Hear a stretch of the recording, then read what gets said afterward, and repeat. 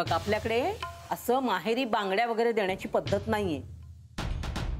अगं पण त्याला काय होतंय? अरे मी सांगते ना, नाहीये पद्धत. असं काही नाहीये कला. तुम्हाला बांगड्यांचं काय माहित हो? मी सांगते ना अशी पद्धत नाहीये म्हणून.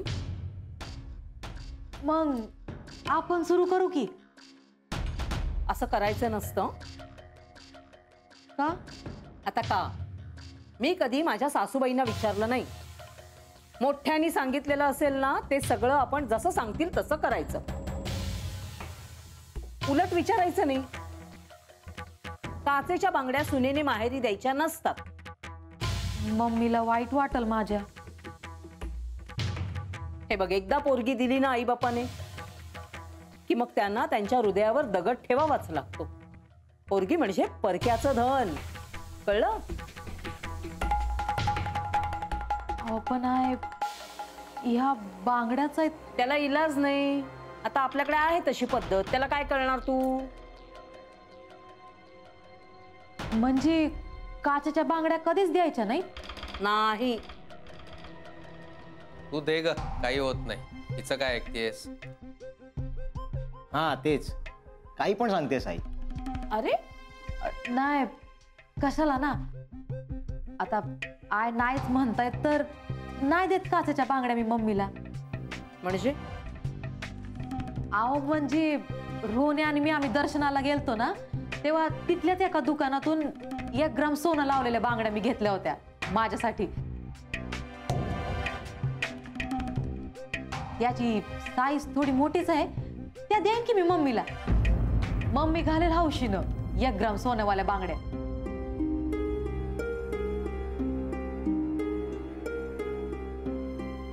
1 ग्राम सोनं असतं त्या बांगड्यांमध्ये? वय म्हणजे सोन्यासारख्याच दिसतात त्या. मी माझ्यासाठी घेतल्या होत्या, पण आता काय घेईन ना नंतर, काही हरकत नाही. अगं पण कशाला एवढा खर्च करायचा? जीवापेक्षा काय पैसा जास्त नाही मला. अगं पण मम्मीला कसं वाटल, तिला काय बी नाही आणलं तर. हे काय मी तुम्हाला दाखवणारच होते. हे बघा.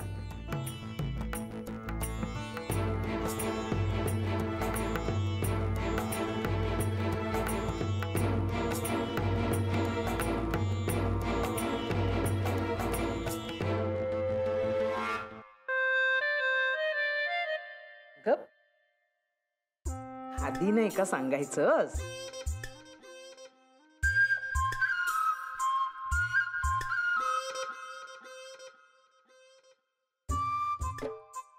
छान आहेत ग.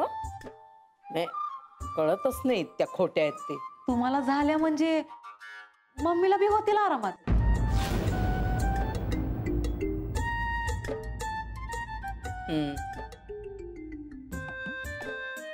एक मिनिट हा, थांब. ह्या देवीच्या बांगड्या आहेत ना, हा त्यात तुझ्या मम्मीला दे, काही प्रॉब्लेम नाही, त्या देतील.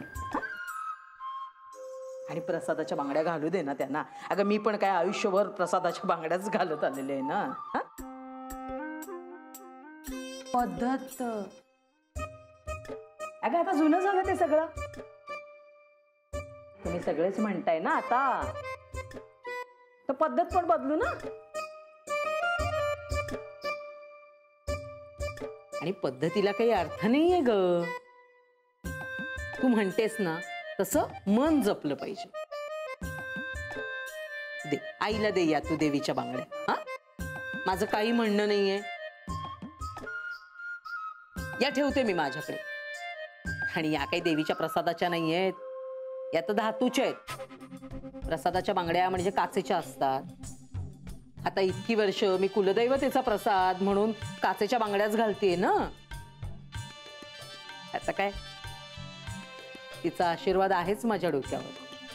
मग त्यासाठी काय बांगड्याच घालायची काही गरज आहे का? कला अगं पण त्या